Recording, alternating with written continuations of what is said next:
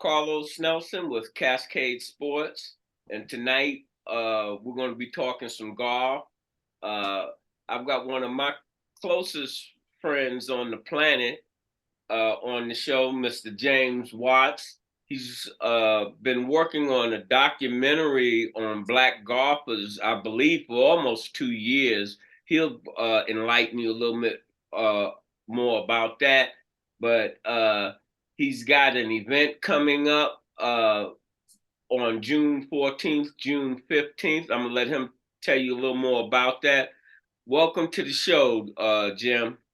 Carlos, thank you so much for bringing me on this evening. I really appreciate it. My name is James Watts. I'm the Ombudsman for the Black Archives of Mid-America, and our wonderful executive director is Dr. Carmeletta Williams. We're located in the Jazz District in Kansas City, Missouri. Carlos, I'm on the platform tonight to talk about this great event that we're having next week, which will be in here in Kansas City, Missouri. There will be two locations for this event: Swope Memorial and the Negro League.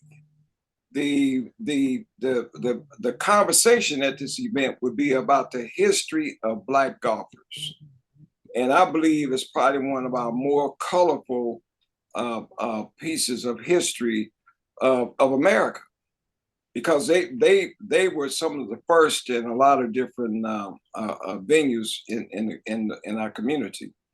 But that would be the subject, the history of Black golfers, and we've been working on the history of Black golfers document for the last almost 3 years, and it's been a very happy journey. We'll have two guests that are coming to Kansas City. One is a guy named Lane Demas, Demas, and he is a professor at Central Michigan University. Actually, he's on the road right now, driving here from Michigan, and he should be here, I think, Sunday. He's coming here with his family, and I'm so overwhelmed that he thought enough of coming to be a presenter that he's bringing driving here with his family. That's a commitment. The next guy would be Willie Burks, and Willie Burks and I attended Lincoln University together, and he grew up down in the South in Georgia, and he's been around golf all his life. He's one of the few men that I can remember that I know that caddied as a kid. Actually, I met a guy named James Black, who's a professional Black golfer, and I think Bo said, "Man, I think that guy, I caddied for him when I was a kid." But he'll be here. Bo Burks is a Lincoln alumni, played football. I think he's in the Hall of Fame at Lincoln, and he's a professional golf instructor in Atlanta, Georgia. And presently, he also is the head golf coach at Morehouse College. So we got two great speakers that are coming to Kansas City. A lot. It's so important that we know our history, family. For an example, things started before we have been around, especially in the area of the Jazz District. So, for an example, the Heart of America Golf Club, which was a Black golf club, had an office down on Vine Street. They filed suit against the city in 1937, and they won or settled it in 1938 for fair play on the municipal courts, which would be Swope Park. It was Swope number 2. And then in the 50s, Mr. Benton and 3 other gentlemen, they were called the Fearsome Four. They walked on the course at Swope Memorial and played. Ironically, the importance of one of my hooks to have in one of these sessions at Swope Memorial in 1953, Charlie Sifford, the late great Charlie Sifford, and Ann Gregory won the USGA at Swope Memorial in 1953. So, and she was I mean, she was a beast. Actually, they're making, or they have made a movie about Anne Gregory and her. Actually, the lady that she beat in one of the openings is made the movie.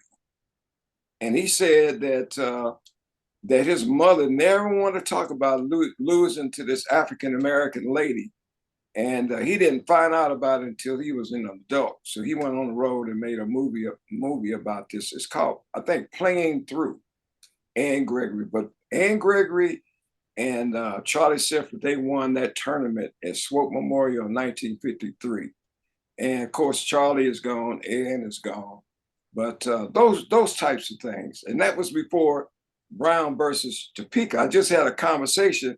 I said, Kansas City unique because they probably filed one of the first lawsuits. She said, oh no, in Chicago, somebody filed a suit. I said, you talking about Walter Speedy in I think it's about 1910. Walter Speedy filed a suit based upon playing in a tournament on a municipal court, I believe. But we're talking about a group of Black men further to the Midwest, which was a lot different than being in St. Louis or Chicago, to have enough nerve to go file a suit against the city. I actually have a recording of the meeting when they were talking about this lawsuit. I mean, and the guy said it was like 4 of them, and Pendergast said that he wanted to meet with them. And so typically, the 3 of the brothers said, I ain't going to meet with no Pendergast. They was kind of freaked out about it. Anyone go see the boss. And this one brother, he did. He went and knocked on the door.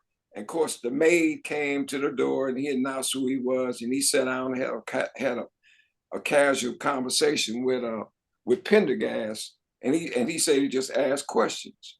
And then later on, they got the right to fair play on the municipal court. Supposedly, Colonel Swope, who owned Swope Park, said that Swope Park would never be segregated.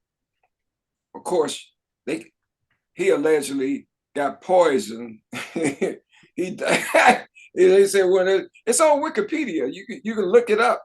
That one of his relatives supposedly poisoned him, and he ended up dying, and the rest is history. It's a nice memorial dedicated to Swope up there at Swope Memorial Golf Course. So it's going to be fun, fit, fine, fabulous, and fantastic event, and I'm encouraging all to come out next week, June the 14th at Swope Memorial at 4 p.m. You don't have to pay. There'll be a cash bar. Starts at 4 p.m. And then on June the 15th at the Negro League, it starts at 5 o'clock. And again, I can't think anything else other than it's going to be fun, fit, fine, fabulous, and fantastic. Hey, Jim, as you were talking about the thing, my brother-in-law came into my consciousness, Leon. The late, great Leon Hart. And I know he would love to be part of this with you. Well, you know what, Carlos? You know what? Let me tell you something. It's been a struggle, but I guarantee you, if Leon was here, I wouldn't be having some of the struggles I had, because he always came through. Oh boy, you just hit the nail on the head. He's quiet. Through. He took care of business, a little quiet, but I mean, you need a little financial help. Leon, man, he was one that he was a quiet hero. Hey man, I don't play golf, but I wanted to support golf because both you and Leon played, and Leon put that Cascade Sports golf tournament together. You and him worked on that, and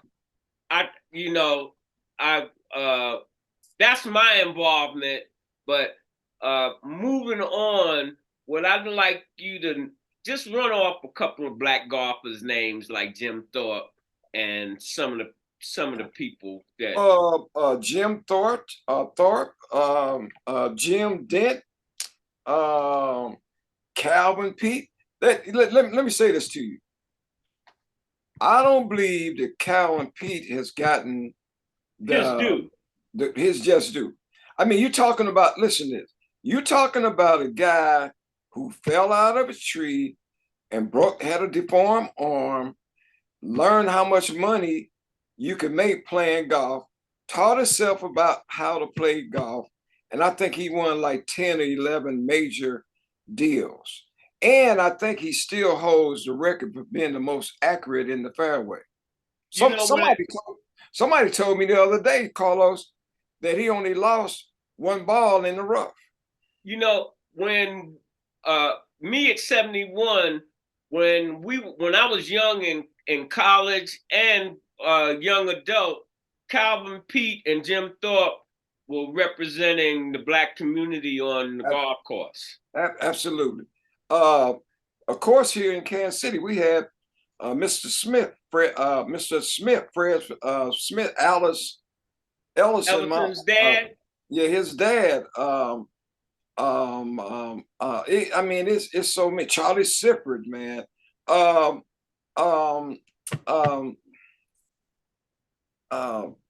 Man, and this guy here, I mean, John Shippen.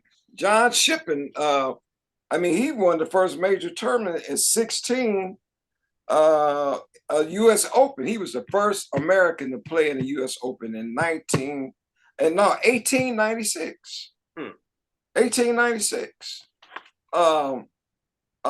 My man, what's his name? Teddy Rhodes. Teddy Rhodes. They said Teddy Rhodes used to change his clothes in between the match. You know, he wore the knickers and all that kind of stuff. Oh, man, them golfers, they were just like our baseball players, the Negro League baseball players, sharp. Sugar sharp. I like that, Jim. You know what? A guy who I learned about, his name was Joseph Bartholomew, and he was out of New Orleans. And a group of white businessmen drafted him, sent him to New York to learn how to design a golf course. And he came back covertly. They didn't want nobody to know that he was designing this course. It was outside of Atlanta. I can't think of it. It still existed. And he designed that course, but he never got a chance to play on it. They never offered him to play on the course. But those kind of stories, man, you know, facts tell, stories sell all day long. So in closing, what would you have to say to our audience? And what I want you to do, because this is one thing, but I know over the last 2 years since you started this golf project, you have been going into the Kansas City school system and trying to engage our youth in the sport. Before we close, talk a little bit about that. You know what, Carlos? That's my you might say my legacy passion. For the last 2 years, I've been promoting golf in the Kansas City School District. So I call it the Urban Youth Golf Program. So presently we're at Central Middle. We've been there now for 2 years. We was at Central Senior for 1 year, and now we're at Central Middle, Martin Luther King, and University Academy. And we still have a partnership with First Tee, and but I'm looking for a bigger scope of involvement. One of the things, Carlos, that is real cool that I'm trying to introduce to the kids is a program called Evans Scholars. And so what that means is if you caddy for 2 years, you get a full scholarship. Now, one young black lady up at KU, and these scholarships go take care of your needs from A to Z. It's crazy. And they have their own dormitories. So they got, Opportunity is always there. That's what you always tell me. Knock on the man, daggone door. yeah, and they got like I think it's a 40-room dormitory. So there's a guy here who is very supportive. His name is Jack Holland, and he's running the Evans program. So, but I'm glad you asked that, Carlos, because when I tell people, or parents or kids about a caddy program, I think they take a negative connotation about it. You know what I mean? It's almost like an internship It is. on, you learn so much. And if you caddying for the right people, and when I say the right people, boy, anything can I happen. mean, but I have not signed up anybody yet. So I'm glad you said that. My name is Jim Watts. My phone number is 816-728. If you have a kid who doesn't mind working outside, carrying some bags for 2 years, he'll get a full ride. And they have a smorgasbord of schools around the United States that accepts, that has an Evans Caddy program. 2 years and lugging some bags around some very influential people. It's a wrap. So yeah, I'm glad. Who I you appreciate know that. is your currency in life. And I think our whole audience knows just anybody doesn't play golf for the most part. Mostly from my perspective as a businessman, a lot of businessmen, entrepreneurs, and notable people that have clout, they play golf and they cut a bunch of deals on that golf course. Because and then even if, I mean, guys that play golf with pretty good spirits. I joined the Kansas City Central Links, and then they have a Kansas City Senior Golf League, and that I play in every other week. And I don't know any of these guys, but they've been pretty, they've treated me pretty decent. But I'm trying to learn this, Carlos, learn this golf culture in our city so that I can bring more opportunities to our kids in the Kansas City School District. And if a guy really wants to play, you got to play in a high school so you can get the stats. It's just like running track or something. People need to know who you are. But my name is Jim Watts. My number is 816-728-1361. Call me if you're interested in junior golf. And if you I want to have another thing that I think you would like to mention. Give me a few lines on the Kansas City Swingers. Uh, I don't know a lot about the Swingers, but I do know that it's a historical. That's what I'm talking about. Historical group, and they've been around for a while. They got a great skipper on deck with Vic Dyson. There we go. Who's going to be in your program? Yeah, and Vic is one of the. I'm glad, Carlos, you getting good at your older age. Vic Dyson is one of the modern. Vic is going to be the premier narrator at the moderator also. Yeah, he'll be at the Negro Museum. Adam Ordonis from Channel Sports 5, he's going to be at Swope Memorial along with my good friend Eric Stafford, Kansas City Tours.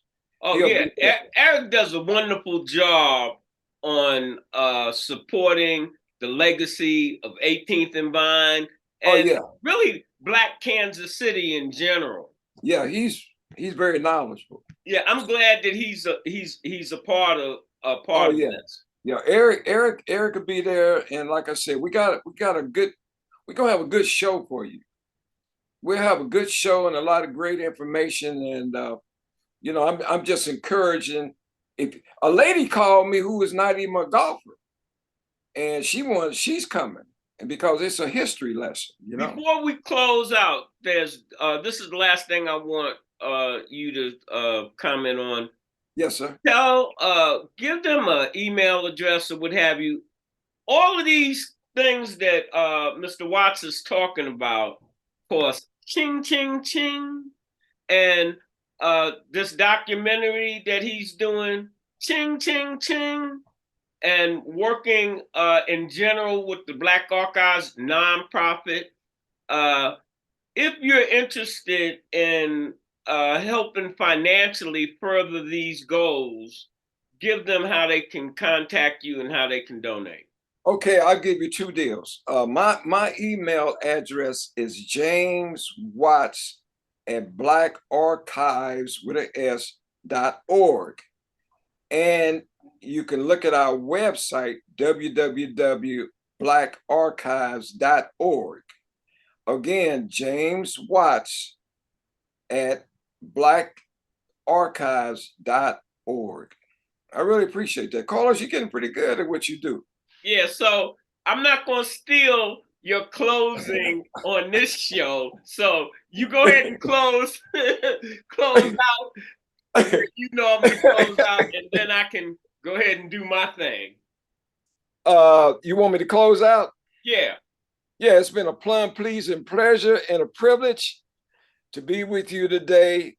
And I appreciate this, Carlos, man. I'm really proud of you, man. You keep up the good work. And let's support the Black media.